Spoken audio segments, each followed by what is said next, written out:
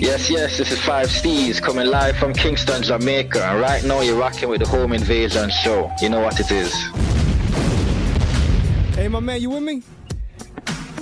Yo, what's good? There you go. There you go. What's poppin'? Yo, I'm good, yo. Thanks for having me. I'm happy this workout.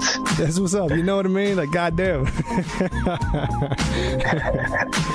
All right. Well, I'll tell you right now, where you're at, the weather's a lot better than what's happening over here. So. Oh, yeah, I'm sure about that.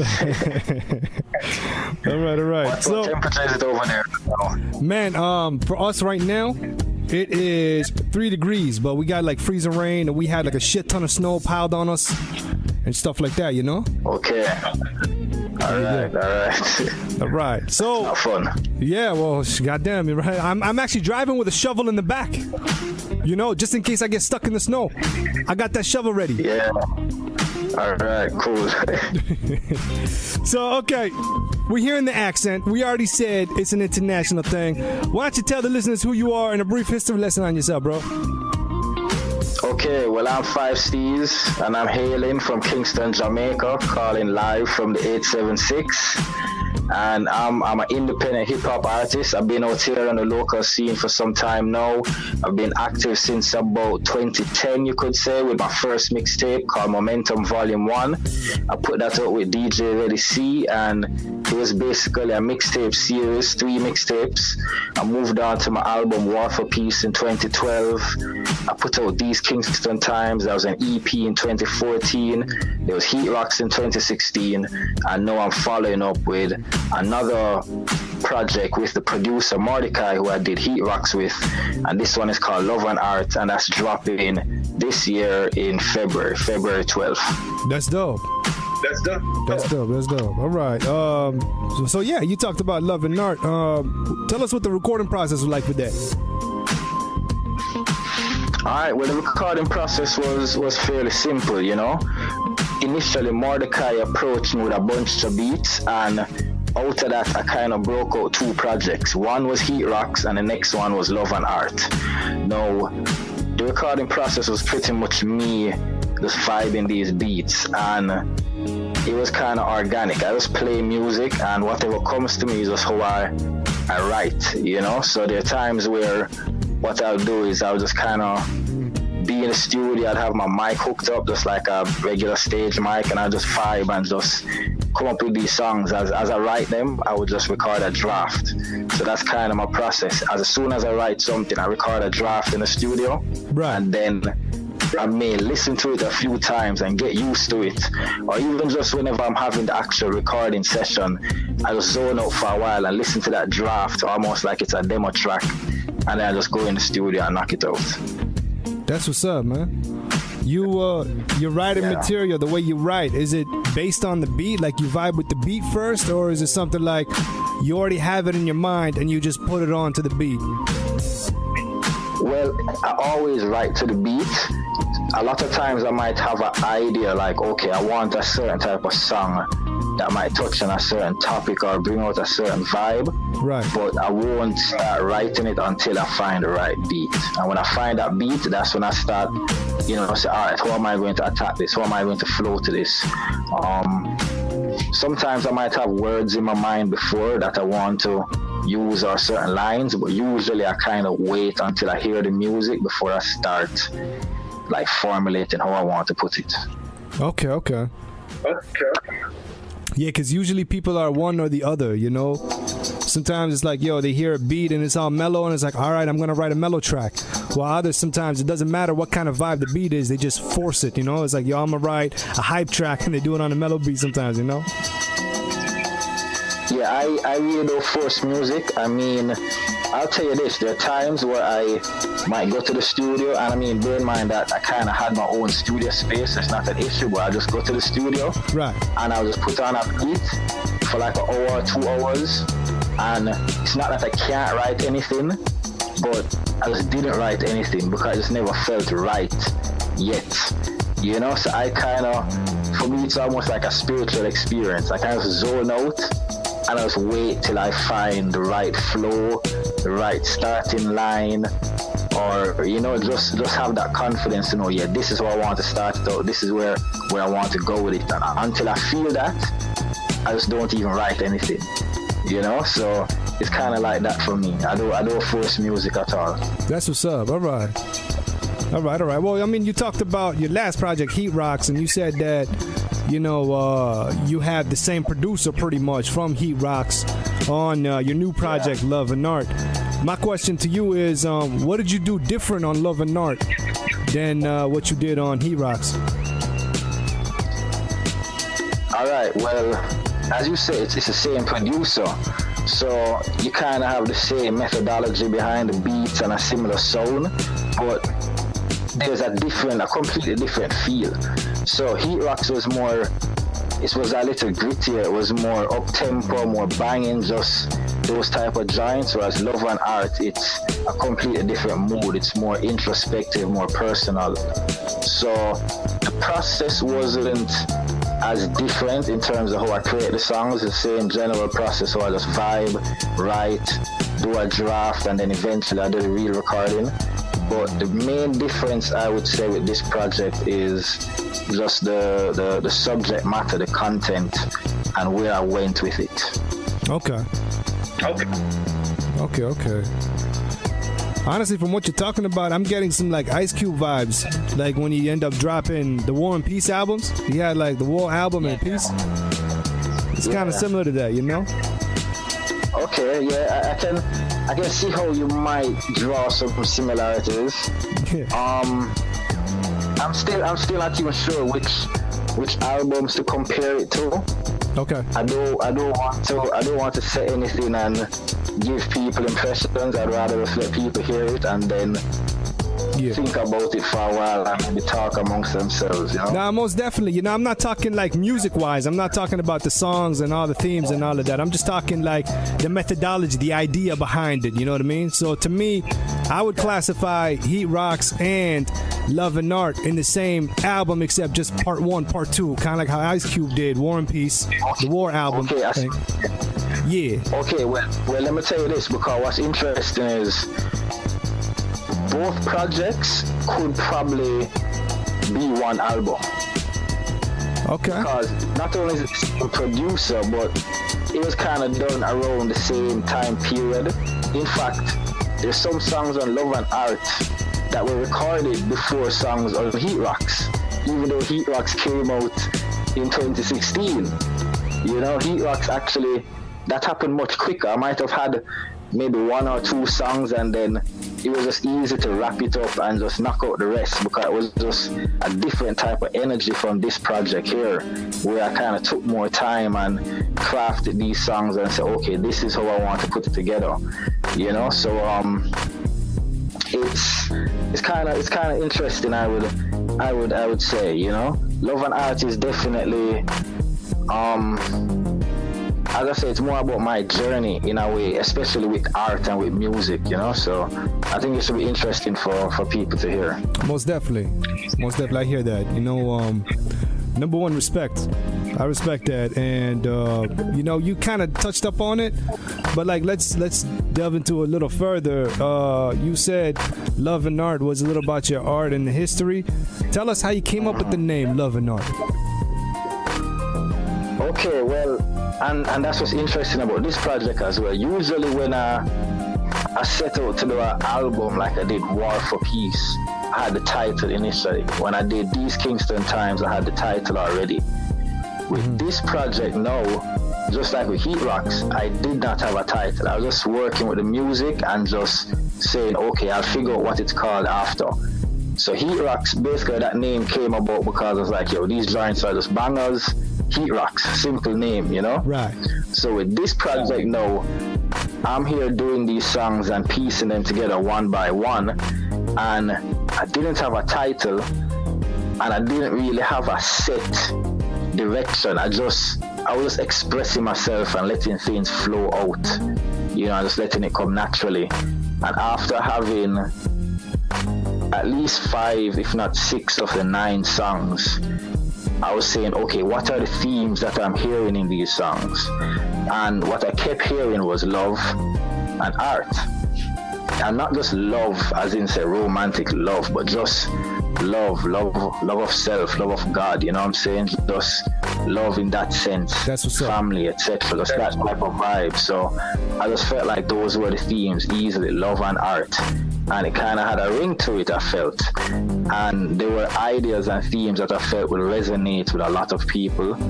And you can flip the name and think of it as, you know, we're loving art, it's love and art, it's love in art, it's all of that. So I kind of said love and art just to give it a little ring, you know? Mm-hmm. So, yeah. That's dope, huh? Now, you only have Shaq the MC featured on Livin Large, and again, you're working with Mordecai for the second time. What was the idea behind having just one feature and one main producer? All right, well, the one main producer thing, that's not something I did initially with my earlier projects like War for Peace and these Kingston Times. And it was Mordecai himself that approached me at one point and said, yo, I want to do a project with you. And I was like, cool. And then later, that's when he came to me with literally close to 100 beats. It might have been close to 90 or whatever. And just to show you how selective I can be, the songs that we did are the songs that you hear on Heat Rocks and that you're going to hear on Love and Art. So we could have done 50 songs or more, but we didn't, because I kind of have an approach where I just want to make quality songs rather than do as many songs as possible and throw them out, you know? That's what's up. So me and Mordecai developed this relationship where we started working together. We did Heat Rocks and we finished up Love and Art and said, okay, this is how we want the album to be. Now, in terms of Shaq the MC, I think he came about, to be honest, almost as an afterthought, because the way these songs were coming out, I was just writing them on my own and I didn't really see the need for features. But with the songs that Shaq ended up on, even though his name is Shaq the MC and he's a dope rapper, he's also a singer. And I've done records with him in the past where he's sung, and I saw where he could bring something to the table on this project. So there were two songs, Dreamer and the next one called The Message, and I saw where he could make an appearance. With Dreamer, I already had a hook that he had heard, and then he saw how we could improve upon it. So he basically guided me in that process. And then there's a next song called The Message where I'd already recorded it, and then someone gave me the idea and said, yo, why not get Shaq and let him lay some vocals in the background? And that's exactly what I did. And then he came along and just did something that I think turned the record into something even so much more, you know? So in a way, it's almost like, I can't officially say it was almost like J. Cole, yo, I have no features, you know, but I do have features. It's just, he's not rapping, he's singing, you know? So I'm the only rapper on the project. Shaq the MC is the only feature. He's not just on one song, he's on two songs. But for me, it works well because we've always had a working relationship over the years, and I like what he did with the songs. And I think it makes it's stuff different from what I usually do. You know what I mean? So they have an interesting sound. Well, man, you know, we have one of the tracks with Shaq the MC. We will be spinning that in just a little bit right after the interview, and just to get a little vibe on what's what. And honestly, man, I can't wait to hear the entire project when it drops in February. You know what I mean? Yeah, man. Much respect, yo. Now, what can the listeners expect from Livin Large when it drops? All right, I would just say good music, something that will move you, something that will inspire you. You know, that's all I can say. I mean, I think people relate to it. It's very human. If you're an artist, you know, like you're a struggling artist, you're in a come up, if you're an entrepreneur, any creative person, I think you relate to it a lot. If you're a young person trying to find your way, if you just like music, you know what I'm saying? If the idea of love and art resonates with you, I think, yeah, you know, if you're out there chasing success, you're trying to be the best, whatever you do, just be your best self. I think this is music that can be almost like a soundtrack for you. That's what's up. You know, that's what I feel that the music industry is lacking nowadays. You know, everybody's trying to make the next pop trend. Everybody's trying to follow that, you know? But like pretty much music, to me, in its essence, is shit that's relatable, shit that people can vibe with. Pretty much the soundtrack to people's lives. That's what I feel music should be. And you know what I mean? It's a dying art, you know what I mean? Like, it's crazy. Yeah, we'll have to keep something in the music that can touch the people, you know what I mean? Because when you think about the stuff that's popular, it's not because it moves people as much as that they're just bombarded with it, you know, so it's just stuck in your head. But I find if you just try to come with something that's real and pure at the end of the day, it will break through and connect with people. Maybe not everyone, but you will find the right audience. And once it resonates with them, that's all that really matters. For sure. I mean, when it comes to pop, all it is like repetition, and that's how you get it stuck in people's heads, and they want to vibe with it some more because it's all repetition, you know? Yeah. Yeah, we just need our music with that same repetition, you know? There you go. Yeah. Now, you can count all the hip-hop MCs with numbers in the name with your fingers and your toes combined. Why don't you tell the listeners how you came up with your name and its significance? All right, well, the name 5 Steez sort of evolved out of my original name that I came up with, which was 5 Star. And 5 Star basically would represent, you know, best of the best. You know, you have 5-star albums, 5-star hotels. But 5 Star wasn't an original name because there's a British pop group by the name of 5 Star, sort of the British version of the Jackson 5. Okay. So I realized I couldn't go with that name, and people are already calling me Steezy or Steez. So I said, you know, that kind of makes sense. You know, Steez is slang, so let me run with that and just call myself 5 Steez. So that's kind of how the name came about, and it kind of had a lot of different relevance because 5 is a number that kind of always occurred in my life. Like when I used to play basketball, I often used to wear number 5, for example. You know, so there was that. And then now that I'm Steez, it was like, all right, I kind of feel like I have 5 styles or multiple styles anyway. So it just had a double meaning in a way. The 5 was relevant. I felt like I had multiple styles, and it just made sense to me.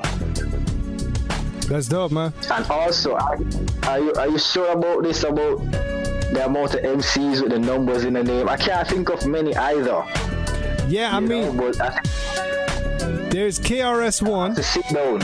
Yeah, now there's KRS-One. There's MC8. Spice One. Yeah. Spice One. Spice One. You want to talk about? You're talking about individual MCs now? That's where you talk about the Furious 5 or the Fantastic 4. Nah, we keeping it singles. You know what I mean? Okay, all right. Yeah. Individual MCs. Yeah. Let's not get carried away. But I'm going to sit down and think about it some more. Send me the list when you get it. All right. Now, if y'all just tuned in, we rock it with 5 Steez all the way down in Kingston, Jamaica. Cooling out like that, talking about love and art, which will be dropping in February. We'll get the link, we'll get the mix, and we'll hook it up. Once we get that, we'll share it up and hit y'all up with the plugs, you know what I mean? Now, you're the first artist we interviewed on the show that's from the Caribbean. Why don't you tell the listeners what the hip-hop scene in Jamaica is like? All right, well, hip-hop in Jamaica is kind of interesting because Jamaicans have a love for, you know, pop music, popular foreign music, and that includes hip-hop, you know. So Drake, for example, you know, is very popular out there, just like you'll hear Migos, anyone else. But the local hip-hop music isn't really embraced like that and doesn't have the platforms. Like out here is mostly reggae and dancehall. So in recent times, fortunately, the hip-hop movement has been able to gained some amount of attention, particularly because of the internet. So there are a number of us who have been using internet and social media to build our brands and get our names out there. And we've also been creating our own platform. So I myself, with my crew, the council, we used to put on an event called Pay Attention. And that was pretty much the only real hip-hop event that was run between 2012 and 2015. And we've done other events since that. There's even another event that I'm working on now. We had one just Saturday gone called the Apollo Series. It's not really a hip-hop event, but it's a showcase and open stage that definitely presents a platform for hip-hop artists. And for example, I'll be performing on the next one in April. I performed on it, the first one that we had last year, January. So we're pretty much out here creating our own platforms, using the internet, getting our music out. I would say the scene is sort of scattered right now, especially because we don't have a main event happening right now. But there's another event that I'm hoping to get started around March, a regular event. So we're trying to get more platforms going, but we're out here, we're doing dope music. You know, we're taking advantage of the internet. We're reaching outside of the boundaries that people trying to set for us, but it's still an underground movement, you know what I mean? Just trying to create more unity and kind of get things out there even more. Well, hip-hop in itself is a young genre, you know what I mean? So how old, or how young in this case, would hip-hop be in Jamaican terms? Okay, all right. It's funny you talk about the age of hip-hop, because I will tell you something. Right after Sugar Hill Gang dropped their record, there's actually a Jamaican cover version in the same year by Xanadu and Sweet Lady. Okay. And if you even look on YouTube, you can find that. Or maybe if you're into vinyl, you can locate it. And it was produced by Joe Gibbs, who was actually a producer that used to work with Bob Marley. Okay. So since the very beginning of hip-hop music, Jamaicans have been doing hip-hop by doing cover versions, such as I tell you, a cover version for Rapper's Delight. So hip-hop has always had some roots here in Jamaica, but we never really, and I should probably do a little more research into that song to find out how it was received, but we never really had a scene that flourished out here, because, you know, what's dominant is dancehall and reggae. What I can really reminisce on and talk about is the hip-hop that I kind of heard in the late 90s. I was born in 1986, so I'm 32 now. And it was in the late 90s, I used to hear some local Jamaican hip-hop on the radio going into the early 2000s. And it was especially a crew that was called Holocaust or 13th Tribe. And there was one member particularly called Beast, who he was getting the most spins on the station called Fame FM. They used to have a show called Fat Block, which was a DJ named Boyd, Alric and Boyd. So they used to put on for local hip-hop early, from what I remember, playing a lot of local artists, giving them an opportunity on air. But that was a main platform. And from what I remember, I wasn't hearing about rappers or seeing rappers anywhere else. It wasn't something that was accepted. It was something where rappers would face resistance or, you know, disrespect because you're rapping or whatever. And I think a lot has changed in recent times. And as I say, it's because of the internet, where we're able to, you know, make a name for ourselves, and people might not have wanted to give us the opportunity, but now we're able to get in the media. We can do our own shows and bring out hundreds of people and show that, yo, people really like what we do, you know? So that's pretty much it for us, you know? The scene it's been around for a while, but it's been almost repressed in a way, you know, but we're breaking out more and more now. You said you guys were being faced with resistance. Why is that? Why do you think hip-hop artists in Jamaica were getting hit like that? I think it's, as I said, out here it's really about reggae and dancehall, and there's sort of, as much as we love hip-hop and American music, there's sort of a cultural disconnect where people kind of don't identify hip-hop as much, or they see it as being an American art form. And sometimes a lot of people don't know the history, they don't know the real connection between hip-hop and our own sound system culture, so they don't know that relationship. And one of the things for us as hip-hop artists in Jamaica, we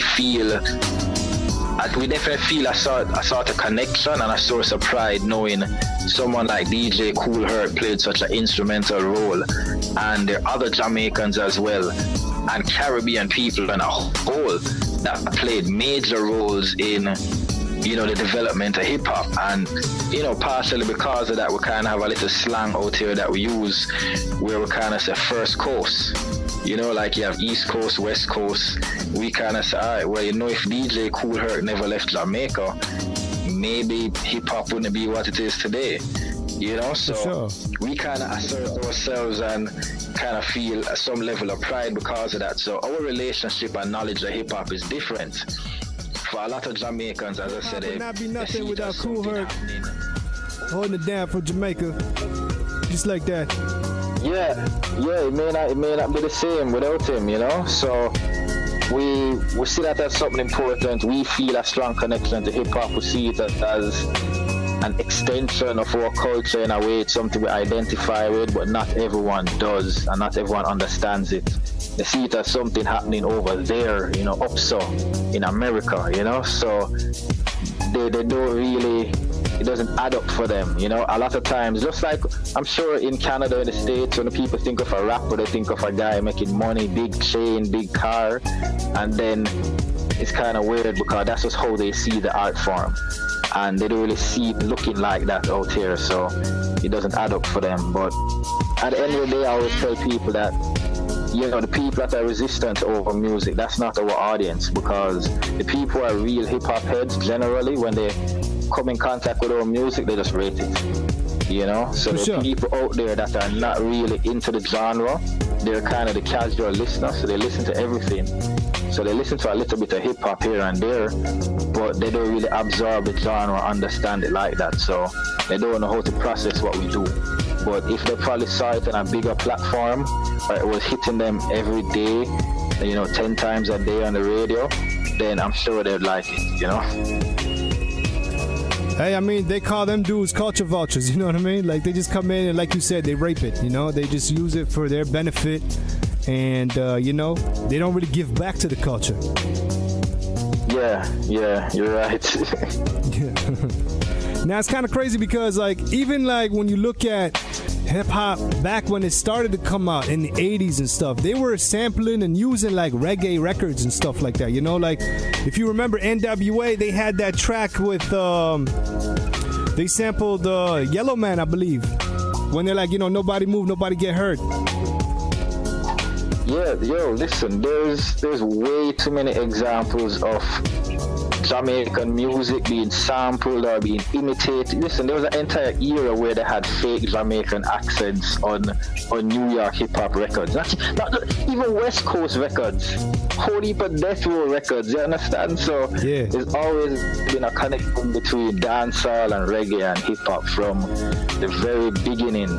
You know what I mean? The bridge is over. Bye-bye. Exactly, you know, yeah, you understand? Yeah. And then even, you guys in Canada, you guys know about this as well. You know, so you have people like, and I'll be more, I can't front like I know the entire Canadian hip-hop scene, right. But I'll make mention of Missy Me, you know, because I'm familiar with her. I know her personally, you know, so I know her story, I know her influences, and I'm familiar with Canadian hip-hop acts over the years. I can't say I know the scene intimately, but I've been exposed somewhat to the history, and I'm still sort of up on Canadian acts to this day. Every now and again, I know a few that I'm listening to here and there. So Jamaican influence is heavy all over the world, you know, especially in T-Dot, I've found. And I haven't been to the UK, but just with the people that I interact with from the UK, I see it, you know? Yeah, exactly. You know, a lot of Jamaicans up in the UK. You know, I know when Slick Rick got deported from the States, he kicked it down to the UK. Exactly. Yeah. Now, speaking of... we also have our own love. Yeah, out in the UK. Say that again? No, I was making mention of Money Love because she's the next Yeah. UK, but with Jamaican parentage. Exactly. Yeah. Well, I mean, okay, talking about Canadian hip hop and talking about Jamaican influence, you ever heard Informer by Snow? Of course. that was a big fun. Yeah, like I think everybody in my age group, like Informer is a song that's stuck in your head from like childhood. Okay, so like, what's the Jamaican vibe on that? You know, you guys see it as being corny or like, what's up? You guys vibe with it? It's one of those songs that's it's in a space where it's popular, and you know it's kind of cheesy, but you know we like it because we're at that age. Yeah. Yeah, it's up. I don't know. Maybe like looking back on it now, it kind of exists in the same realm as like MC Hammer and Vanilla Ice in a way, where yeah, you can clone it, but at the end of the day, like yo, those are hit songs, and when you're a child, you like those songs. For sure. You know what I mean? So yeah, we might look at it as it's corny, but yo, we like those songs then, and for us as Jamaicans at the time, it was big to us. That was our culture on a global platform, you know. Most definitely. Yeah, and Snow actually comes to Jamaica often. I actually met him a couple years ago when he was out here, you know. So he's been back and forth, you know, and doing music out here.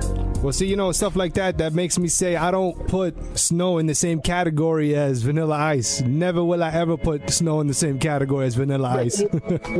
He's not a culture vulture from what I know. Just knowing, no, even just seriously, that's how I met him as well when he came out here. Like if he was a culture vulture, I wouldn't have met him in that setting. Yeah, not like that, you know, not as simple as he was just there. Like he's out here doing music for real. And I haven't been following closely, but I know he should be making a comeback. Yeah, okay. Yeah. All right. You heard about Vanilla Ice? Apparently he apologized for his music? Whoa, I don't know where I felt like I heard something about this or saw a link somewhere. Maybe I thought it was fake news. I don't know. Yeah. Well, I mean, let's assume that it's not fake news. How do you feel about that? Like, do you feel like it's warranted? Should he actually apologize for that? Well, if he apologized, I mean, he really thinks he's whack then. I mean, I guess, but I mean, listen to Vanilla Ice now and listen to any record from nowadays hip hop. You think like Vanilla Ice is like Rakim or some shit, you know? Yeah, which is funny. It's funny where the music has gone. You know, well, I'd rather not dwell on that. Let's bring it back to Livin Art. All right, Livin Art is coming out in February. What you got planned after the release? All right, well, I would say there'll be a lot more content. I have it's definitely a music video for True Original coming. I would say there are a few more pieces of visual content, not really full music videos, but some visuals you'd see on social media. I have a festival appearance in end of March in Connecticut with my crew, the council. We're going to the Trinity International Hip Hop Festival. I actually performed there in 2018 when it was held in April. So now my crew is going there for this follow-up. This one is actually the 14th annual festival that they're having. I have another project dropping with the council. I'm not sure when. A collaborative project with the council, a reggae artist named Esau and a next crew named NRG. So there's more music on the way. There's definitely a lot of stuff happening this year. I would say this is already shaping up to be my biggest and best year musically, definitely. That's what's up, man. We vibing with you, we riding with you, you know. So any release, anything you got going on that you want promoted, that you want spun on the radio, you know where to send it, man. We got you like a back, homie. Yeah, man, I appreciate that, yo. All right, now before we let you go, you got any last words? Yo, just big up everybody. Thanks for having me. Big up everybody in Canada. Shout out to Quarter Inch Kings. I think that's how you probably found my music initially. Pretty much, yeah. Okay, dope. So big up Quarter Inch Kings, big up Mordecai, big up the council, everybody in Yard, everybody in the local hip hop movement, everybody that loves hip hop and loves music around the world, whether you're tuned in right now or you're tuning in later. That's what's up, man. Let everybody know where they can find you, all your social media links. All right, well, the name is 5 Steez. That's FIVESTEEZ or Z, however you pronounce it. Yeah, now we Z so around you can find you say Z. I thought you'd say Z, being like you come guy. You guys kind of closer to the British culture than the American, I think. Yeah, nah, Canadians roll with the Z, but nah, around here it's Z. The Z, all right. So it's 5 Steez with the Z, and you find that on Twitter, on Instagram, Facebook. I'm on SoundCloud. You can check me out on Spotify Music, Apple Music, anywhere there's music, you'll find me. I'm on the Bandcamp. You can pre-order the album Love and Art. It's coming February 12th. Shit, I forgot to ask you, man. I'm a big CD collector, you know. I'm not really into the vinyl thing like everybody else. So your album, is it going to be dropped on CDs? Is it going to be pressed like that, or is it just straight MP3? Well, yeah, there will be CDs. The CDs will be out, let me say, definitely by early April. So you can definitely put it in your order. There you go. All right. 5 Steez, thank you very much, man. I hope nothing but the best for you and your future endeavors. And like I said, man, we here for you. We riding with you, and we got you. You know what I mean? So anything you need, hit us up. We'll be your Canadian contact, man. All right. Give thanks, yo. All the best, yo. Peace out, bro. Have a good night. All right. Big up. One love.